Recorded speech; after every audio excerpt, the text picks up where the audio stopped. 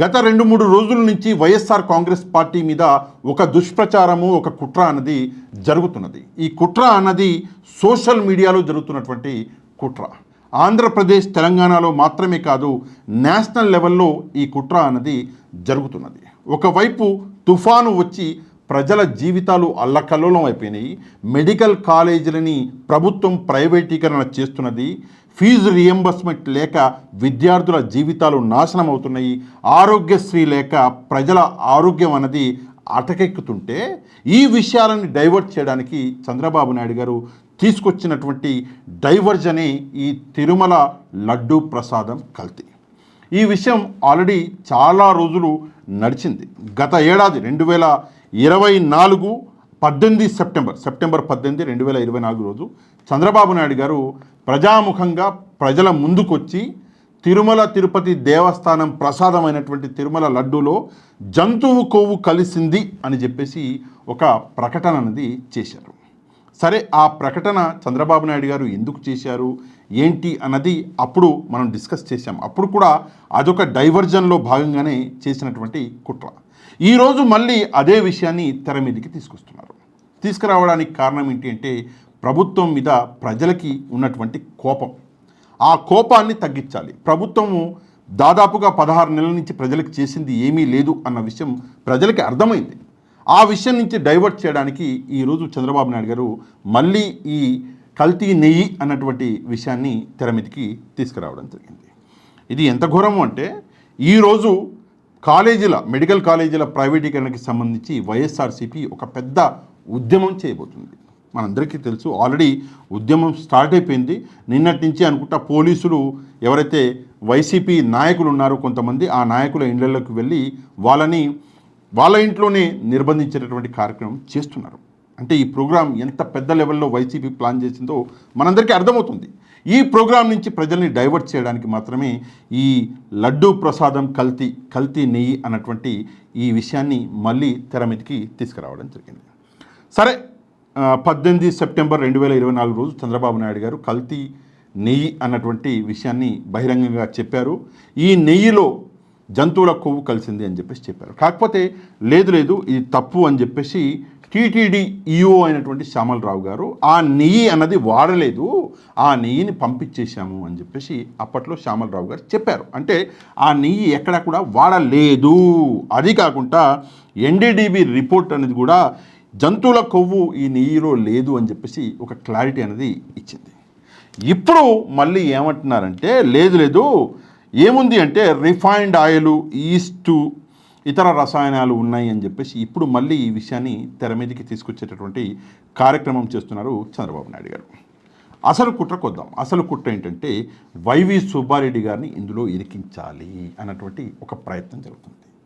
చంద్రబాబు నాయుడు గారు ఈ కల్తీ నెయ్యి అన్నటువంటి విషయాన్ని బయటపెట్టిన తర్వాత సుప్రీంకోర్టుకు వెళ్ళినటువంటి వ్యక్తి ఈ వైవి సుబ్బారెడ్డి గారు. సుప్రీంకోర్టుకు వెళ్ళారు. ఎందుకంటే హిందువుల మనోభావాలని కేవలం రాజకీయ కారణాల కోసము చంద్రబాబు నాయుడు గారు దెబ్బతీసే కార్యక్రమం చేస్తున్నారు, ఇది తప్పు, ఇది మహాపాపము అని చెప్పేసి వైవి సుబ్బారెడ్డి గారు సుప్రీంకోర్టుకు వెళ్ళారు. సుప్రీంకోర్టుకు వెళ్తే సుప్రీంకోర్టు చంద్రబాబు నాయుడు గారిని కొన్ని ప్రశ్నలు అడిగింది. చంద్రబాబు నాయుడు గారిని అనండి లేదా రాష్ట్ర ప్రభుత్వాన్ని అనండి, కొన్ని ప్రశ్నలు, ఒక 2-3 చాలా మంచి ప్రశ్నలు అడిగింది. మొదటిది, కల్తీ నెయ్యి వాడలేదని ఈఓ చెప్పిన లడ్డూ ప్రసాదంలో జంతువు కొవ్వు ఉందని ముఖ్యమంత్రి ఎలా చెప్తారని ప్రశ్నించింది సుప్రీంకోర్టు. ఆధారాలు లేకుండా మీడియా ఎదుట ఒక ముఖ్యమంత్రి ఎలా మాట్లాడతారని కడిగేసింది. విచారణ ఒకవైపు జరుగుతుండగా ముఖ్యమంత్రి చేసిన కమెంట్ల కారణంగా దర్యాప్తు ప్రభావితం అవుతుంది కదా అని చెప్పేసి ప్రశ్నించింది సుప్రీంకోర్టు. ఇది మొదటి ప్రశ్న. ఇక రెండవది, తమ నివేదిక తప్పు కావచ్చని స్వయంగా ఎన్డీబీ రిపోర్టులోనే రాశారు. దేశంలో చాలా ల్యాబులు ఉండగా సెకండ్ ఒపీనియన్ ఎందుకు వెళ్ళలేదు అంటే, ఒక ల్యాబ్ ఒక రిపోర్ట్ ఇచ్చింది అనుకుందాం. జనరల్గా ఇట్లాంటి సెన్సిటివ్ ఇష్యూలలో సెకండ్ ఒపీనియన్, థర్డ్ ఒపీనియన్ తీసుకుంటారు. ఎందుకు తీసుకోలేదు అని చెప్పేసి మంచి ప్రశ్న అడిగింది సుప్రీంకోర్టు. నెక్స్ట్, ఎన్డీడీబీ నివేదిక జూలై 2024లో వస్తే ముఖ్యమంత్రి సెప్టెంబర్లో ఎందుకు మాట్లాడారు అని కూడా నిలదీసింది. అంటే ఏదైతే జంతువుల కొవ్వు కలిసింది అది ఇది అని చెప్పి చంద్రబాబు నాయుడు గారు మాట్లాడారో సెప్టెంబర్ 18వ తారీఖు మాట్లాడారు. నివేదిక ఈ ల్యాబ్ది జూలై 2024లో వస్తే జూలై నుంచి సెప్టెంబర్ వరకు ఏం చేసింది చంద్రబాబు నాయుడు గారు? ఏం చేశారంటే సరైన సమయం కోసం వెయిట్ చేశారు. రాజకీయంగా ఎక్కడన్నా ఇరక్కపోతే అక్కడ వాడదామని చెప్పేసి వెయిట్ చేశారు. నెక్స్ట్ సుప్రీంకోర్టు అడిగినటువంటి 4వ ప్రశ్న, నెయ్యి కల్తీ జరిగిందని ఆరోపణలు ఎదుర్కొంటున్న ట్యాంకర్లు కూడా చంద్రబాబు అధికారంలో వచ్చిన తర్వాతే వచ్చాయి అన్నది వాస్తవం కాదా? చంద్రబాబు నాయుడు గారు అధికారంలోకి వచ్చినాకనే కదా ఈ కల్తీ ట్యాంకర్లు అనేవి వచ్చినవి. అధికారంలో అప్పుడు ఉన్నది ఎవరు? చంద్రబాబు నాయుడు గారే కదా. అది వాస్తవం కాదా అని చెప్పి సుప్రీంకోర్టు అడిగింది. పోనీ లడ్డూలు ఏమైనా పరీక్షలకు పంపారా? పంపితే ఆ ల్యాబ్ రిపోర్ట్ ఏవి? జనరల్గా ఒక కల్తీ లడ్డు అనేది తయారైంది నెయ్యితో అని చెప్పేసి చెప్పినప్పుడు ఆ లడ్డుని కదా టెస్ట్కి పంపించవలసింది. మరి మీరు ఎందుకని చెప్పేసి ఆ లడ్డుని టెస్ట్కి పంపలేదు అని చెప్పేసి సుప్రీంకోర్టు ప్రశ్నించింది. ఒకవైపు ఈ ప్రశ్నలు సుప్రీంకోర్టు ఎందువల్ల అడిగింది అంటే, వైవి సుబ్బారెడ్డి గారు సుప్రీంకోర్టుకు వెళ్ళారు కాబట్టి ఈ ప్రశ్నలు సుప్రీంకోర్టు అడిగింది. నిజాలు ప్రజల మధ్యలోకి వచ్చినాయి. అట్లాంటి వైవి సుబ్బారెడ్డి గారిని టార్గెట్ చేసి ఆయనకి ఈరోజు సమన్స్ ఇచ్చింది సిట్. సుప్రీంకోర్టు ఈ ప్రశ్నలతో పాటు ఒక సిట్ని నియమించింది. ఆ సిట్లో మనందరికీ తెలుసు, సిబిఐ అధికారులు ఒక ఇద్దరు స్టేట్ అధికారులు, ఒకరు వచ్చేసి ఎవరు అంటే ఎఫ్ఎస్ఏఐ అధికారి ఉంటారు. అంటే ఈ 5 అధికారులతో కూడినటువంటి ఈ బృందం అనేది ఈ విషయం మీద మొత్తం చేయాలి, అంటే తెలుసుకోవాలి విషయాన్ని. ఈ 5గురికి ఇది అప్పగించారు. ఈ 5గురిలో స్టేట్ లెవెల్లో ఉన్నటువంటి అధికారి ఎవరు అంటే సర్వశ్రేష్ఠ త్రిపాఠి. ఈయన ఉన్నాడు, ఈ టీంలో ఉన్నాడు. ఈయన ఎవరు అంటే చంద్రబాబు నాయుడు గారికి అత్యంత సన్నిహితుడు అంట, నాకు తెలియదు అంట. గుంటూరు, పల్నాడు జిల్లాలలో ఎన్నికల సమయంలో టీడీపీకి బాగా అంటే సర్వీస్ చేశారు అని చెప్పేసి కొంతమంది ఆరోపణలు చేస్తున్నారు. మరి ఆరోపణలు నిజమా కాదో తెలియదు. అంత ప్రియమైనటువంటి ఆ అధికారికి ఈ బాధ్యతలు అప్పగించుడు చంద్రబాబు నాయుడు గారు. అంటే దీన్ని బట్టి చూస్తే మరి ఈ సిట్ ఇచ్చే నివేదిక ఎట్లా ఉంటుందో మనకి ఇప్పుడే ఒక క్లారిటీ అనేది వస్తున్నది. సరే, వైవి సుబ్బారెడ్డి గారి దగ్గరికి వద్దాం. వైవి సుబ్బారెడ్డి గారిని ఇరికించడానికి ఒక ఆయుధాన్ని వాడారు. ఏంటి ఆయుధం అంటే, ఎవరా ఆయుధం అంటే, ఈ కేసులో A21 అనుకుంటా సబ్జెక్ట్ టు కరెక్షన్, ఆయన పేరు చిన్నప్పన్న. ఈ చిన్నప్పన్న స్టేట్మెంట్ ఇచ్చారు వైవి సుబ్బారెడ్డి గారికి వ్యతిరేకంగా అని చెప్పేసి చెప్తున్నారు. ఎవరు ఈ చిన్నప్పన్న అంటే ఏపీ భవన్లో ఉద్యోగిగా ఉన్నాడు. ఆయనకి టీటీడీకి సంబంధమే లేదు. అట్లాంటిది ఆ చిన్నప్పన్నని A21గా పెట్టడమైంది. ఆ చిన్నప్పన్న వచ్చేసి వైవి సుబ్బారెడ్డి గారికి వ్యతిరేకంగా స్టేట్మెంట్ ఇవ్వడమైంది. వైవి సుబ్బారెడ్డి గారికి సమన్లు పంపడమైంది. అసలు ఎక్కడ కూడా అర్థం కావట్లేదు. సరే, వైవి సుబ్బారెడ్డి గారికి ఇచ్చారు. సరే, ఈ చిన్నప్పన్న గురించి ఒకసారి మాట్లాడుకుందాం. ఈ చిన్నప్పన్న ఎవరు అంటే 2018 దాకా వైవి సుబ్బారెడ్డి గారితో కలిసి పనిచేశారు. అంటే పిఏగానో ఏదో అసిస్టెంట్గానో చేశారు అంటున్నారు. విషయం ఏంటంటే వేమిరెడ్డి ప్రభాకర్ రెడ్డి గారు, వేమిరెడ్డి ప్రశాంత్ రెడ్డి గారు వీళ్ళ దగ్గర దాని తర్వాత పనిచేసిండంట. మరి అట్లాంటప్పుడు సమన్లు కేవలం వైవి సుబ్బారెడ్డి గారికి ఎందుకు వెళ్ళాలి? వీళ్ళిద్దరికి కూడా రావాలి కదా.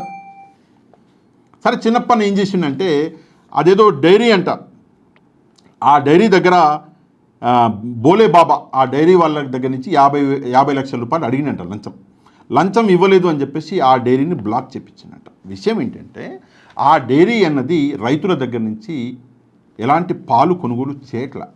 అందువల్ల ఈ డైరీని బ్లాక్ చేసింది వైవి సుబ్బారెడ్డి గారే. ఇది కరెక్ట్ కాదు అని చెప్పేసి ఆయన తెలుసుకొని అప్పుడే బ్లాక్ చేసిండు. అట్లాంటప్పుడు ఈ చిన్నప్పన్నకి ఈ వైవి సుబ్బారెడ్డి గారికి ఉన్నటువంటి సంబంధం ఏంటి? చిన్నప్పన్న 50 లక్షలు అడిగితే అందులో వైవి సుబ్బారెడ్డి గారి హస్తం ఎట్లుంటుంది? అందులో హస్తం అన్నది వేమిరెడ్డి ప్రభాకర్ రెడ్డి గారిది లేదా వేమిరెడ్డి ప్రశాంత్ రెడ్డి గారిది కూడా ఉండవచ్చు కదా, నా సందేహం. నేనేం వాళ్ళని తప్పుగా అంటలేదు, నా సందేహం మాత్రమే చెప్తున్నా. సరే, ఈ విషయాల్ని పక్కన పెట్టేద్దాం. ఇప్పుడు జరుగుతున్నటువంటి అతిపెద్ద కుట్ర గురించి మనం మాట్లాడుకోవాలి. ఇది చాలా ముఖ్యమైనటువంటి విషయం. ఏం చేశారు అంటే ఎవడో ఎక్కడో కూర్చొని, ఎక్కడో అంటున్నారేంటి, లోకేష్ గారి ఆఫీస్లో కూర్చొని అని చెప్పేసి వైసీపీ అంటుంది. లోకేష్ గారి ఆఫీస్లో కూర్చొని ఒక ట్వీట్ అన్నది టైప్ చేశారంట. టైప్ చేసి వాళ్ళకి అనుగుణంగా ఉన్న వాళ్ళందరికీ పంపించి ఆ ట్వీట్ అన్నది అట్ ఏ టైంలో అందరితో చేయించారు. మీరు చూడొచ్చు, అందరితో చేయించారు. కొంచెం అటు ఇటుగా కొంచెం మార్చారులేండి ట్వీట్ని. నెరీ ఎంత ఘోరంగా ఒకే ట్వీట్ని పేస్ట్ చేస్తే బాగుండదని చెప్పేసి మార్చి తిరుమల తిరుపతి దేవస్థానం ప్రతిష్టకి భంగం కలిగేలా ఈరోజు కార్యక్రమాలు చేస్తున్నారు. ఎంత ఘోరం అండి! రాజకీయాలు చేయొచ్చండి, రాజకీయాలు చేయడంలో తప్పులేదు. కానీ ఆ రాజకీయాల్లోకి దేవుళ్ళని లాగడం దేనికి? ఏమన్నా సంబంధం ఉందా?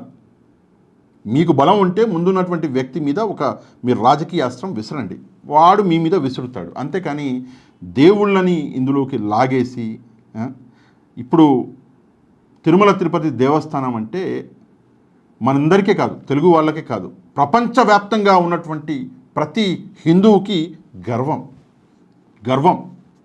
అందులోనూ మన రాష్ట్రంలో ఇంత పెద్ద దేవస్థానం ఉన్నందుకు మనం ఇంకా గర్వించాలి. అట్లాంటిది ఉన్నటువంటి దేవస్థానం యొక్క పేరు ప్రతిష్టల్ని కించపరుస్తాము అంటే దీనికంటే సిగ్గుచేటు మరొకటి ఉండదు. ఎందుకు ఉండదు అంటే, మీరు జంతువుల కొవ్వు కలిసింది అని చెప్పేసి మీరు మాట్లాడినటువంటి వ్యక్తి మీ ల్యాబ్ రిపోర్ట్లోనే, ఎన్డీడీబీ ల్యాబ్ రిపోర్ట్లో జంతువుల కొవ్వు లేదు అని వచ్చింది. అంతెందుకు, మీ ఈఓ శ్యామలరావు గారే అసలు ఆ ట్యాంకర్లని వాడలేదు, పంపించేశాము అని చెప్పేసి చెప్పడం జరిగింది. సరే, ఇది మొదటిసారి జరిగిందా? చంద్రబాబు నాయుడు గారు వచ్చిన తర్వాత ట్యాంకర్లని రిటర్న్ పంపించారా? చంద్రబాబు నాయుడు గారు చాలా బాగా పనిచేశారంటే లేదండి, ఇంతకుముందు కూడా చాలాసార్లు ట్యాంకర్లు కొంచెం క్వాలిటీ అటు ఇటు అయితే రిటర్న్ పంపించారు. జగన్మోహన్ రెడ్డి గారి హయాంలో కూడా 2023లో కూడా పంపించారు. అది కంటిన్యూస్ ప్రాసెస్. టీటీడీలో ల్యాబ్ ఉన్నదే అందుకు. ఒక శాంపుల్ తీసుకుని ఆ శాంపుల్ కరెక్ట్గా ఉంటేనే అలౌ చేస్తారు, లేకపోతే మళ్ళీ పంపించేస్తారు. ఇది జగన్మోహన్ రెడ్డి గారి హయాంలో కూడా చాలాసార్లు జరిగింది. కాకపోతే ఇప్పుడు రాజకీయం జరుగుతున్నది. సరే, నేషనల్ లెవెల్లో ట్వీట్లు పెట్టిస్తున్నారు, లోకల్ లెవెల్లో ట్వీట్లు పెట్టిస్తున్నారు. సరే, తిరుమల తిరుపతి దేవస్థానం యొక్క ప్రతిష్ట దెబ్బతినేలాగా అన్ని ప్రయత్నాలు చేస్తున్నారు. ఇప్పుడు కొత్తగా ఒక ప్రయత్నం అనేది చేశారు. నిజంగా నాకు ఆశ్చర్యం అనిపించింది. ఇతను కార్తిక్ అని చెప్పేసి ఒక వ్యక్తి అనుకుంటా, తను ఒక ట్వీట్ చేశాడు. ఆ ట్వీట్ని లోకేష్ గారు రీట్వీట్ చేశారు. ఏంటంటే 2024 జూలైలో పంపిన ట్యాంకర్లు ఏవైతే ఉన్నాయో, 2024 జూలైలో రిటర్న్ అయిన ట్యాంకర్లు ఏవైతే ఉన్నాయో వాటిని ఆగస్టులో కూడా మళ్ళీ పంపించారంట రిటర్న్. అంటే జూలైలో వచ్చిన ట్యాంకర్లని ఈ క్వాలిటీ బాగలేదు అని చెప్పేసి రిటర్న్ పంపిస్తే మళ్ళీ అవే ట్యాంకర్లు ఆగస్టులో మళ్ళీ తిరుమలకు వచ్చినాయి అని చెప్పేసి ఒక మాట కార్తిక్ అనే వ్యక్తి రాయడము, దాన్ని లోకేష్ గారు ట్వీట్ చేయడము. అంటే జూలైలో ఉన్నది చంద్రబాబు నాయుడు గారే, ఆగస్టులో ఉన్నది కూడా చంద్రబాబు నాయుడు గారే. మరి చంద్రబాబు నాయుడు గారు సమాధానం చెప్పాలి, ఈ విషయం మీద సమాధానం చెప్పాలి. ఇక చివరిగా ఒక ప్రశ్న అడుగుతున్నారు, చాలా మంచి ప్రశ్న, నాకు చాలా నచ్చిన ప్రశ్న. స్వచ్ఛమైన నెయ్యి 320 రూపాయలు దొరుకుతుందా? ఏం మాట్లాడుతున్నారు? స్వచ్ఛమైన నెయ్యి 3000 రూపాయలు కేజీ, 320కి ఎట్లా దొరుకుతుంది అని అడుగుతున్నారు కొంతమంది. ఈనాడులో అయితే 1000 నుంచి 1600 రూపాయలు కిలో ఉంది స్వచ్ఛమైన నెయ్యి, 320 రూపాయలకి ఎట్లా కొన్నారు అని చెప్పేసి ఈనాడు ఆయన అడుగుతున్నాడు. నేను ఇప్పుడు ఈనాడుని ఈ 3000 రూపాయలు అంటున్నటువంటి మహానుభావులను ఒక ప్రశ్న అడుగుతా. ఈరోజు 12వ తారీఖు నవంబర్ 12, 2025, ఈరోజు నెయ్యి కిలో ఎంత కొంటున్నారు? 3000 కొంటున్నారా? ఒకసారి సమాధానం చెప్పాలి. సరే, సమాధానం చెప్పలేరు అనుకుందాం. 2014 నుంచి 19 మధ్యలో ఎంత కొన్నారు? 3000 రూపాయలకు కొన్నారా? లేదు, 276 రూపాయలకు మాత్రమే కొన్నారు. మరి అది కల్తీ నెయ్యా? ఒకసారి సమాధానం చెప్పాలి. అంటే నోటికి ఎట్లా వచ్చినట్లు అట్లా మాట్లాడడం అన్నది కొంతమందికి అలవాటైపోయింది. డైవర్జన్ పాలిటిక్స్ అనేది కొంతమందికి అలవాటైపోయింది.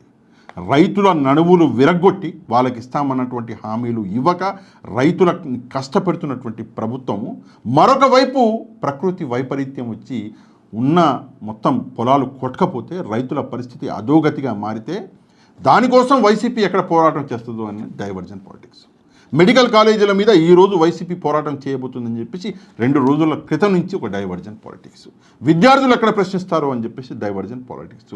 ఎక్కడ ఈ ఆరోగ్యశ్రీ కోసం పేషెంట్లు ప్రశ్నిస్తారో అని చెప్పేసి డైవర్జన్ పాలిటిక్స్. మహిళలు మాకు ఇస్తామన్న 1500 ఏవయ్యా అని చెప్పేసి ప్రశ్నిస్తానని చెప్పేసి డైవర్జన్ పాలిటిక్స్. సిలిండర్ ఇస్తానన్నావు, వచ్చినప్పటి నుంచి ఇచ్చింది ఒక సిలిండరే, ఏందయ్యా ఇది అని చెప్పేసి ఒక డైవర్జన్ పాలిటిక్స్. నిరుద్యోగులు 3000 రూపాయలు నెలకి నిరుద్యోగ వృత్తి ఇస్తామన్నావు, 3000 రూపాయలు అని చెప్పేసి అడుగుతారని చెప్పేసి డైవర్జన్ పాలిటిక్స్. ప్రతి చోట డైవర్జన్ పాలిటిక్సే చేస్తున్నారు చంద్రబాబు నాయుడు గారు. దయచేసి డైవర్జన్ పాలిటిక్స్ మాకు కూడా అలవాటైపోయింది సార్, మాకు నిజం చెప్తున్నాను, అలవాటైపోయింది. మేము కూడా డైవర్జన్ పాలిటిక్స్కి బాగా అలవాటు పడ్డాం. కానీ నేను చేతులు జోడించి మిమ్మల్ని రిక్వెస్ట్ చేస్తున్నాను, దయచేసి దేవుళ్ళని లాగకండి సార్. అది ఏ మతానికి సంబంధించినటువంటి నమ్మకాలైనా లాగకండి. అందులోనూ తిరుమల తిరుపతి దేవస్థానాన్ని ఇందులోకి లాగకండి. ఈ పాలిటిక్స్లోకి లాగితే కలియుగ దయం మీకు తెలుసు. కలియుగ దయం ఒక్కసారి దయచేసి ఆలోచించండి. రాజకీయ భవిష్యత్తులు లేకుండా పోతాయి కలియుగ దైవంతో ఆడుకుంటే. ఇది ప్రజల నమ్మకము, మా అందరి నమ్మకం. ఈ విషయం మీద మీరేమనుకుంటున్నారో తప్పకుండా ఒక కమెంట్ చేయడం మాత్రం మర్చిపోవద్దు. ఇక ఈ వీడియోని లైక్ చేసి వైరల్ చేసే బాధ్యత మీ చేతిలోనే పెడుతున్నా. ఒక లైక్ చేయండి, వీడియో ఆటోమేటిక్గా వైరల్ అయిపోద్ది. ఎవరైతే మన ఛానల్ని సబ్స్క్రైబ్ చేసుకోలేదు ఛానల్ని కూడా సబ్స్క్రైబ్ చేసుకోండి. నెక్స్ట్ వీడియోలో మళ్ళీ కలుద్దాం. అంతవరకు థ్యాంక్ యూ వెరీ మచ్. జై హింద్.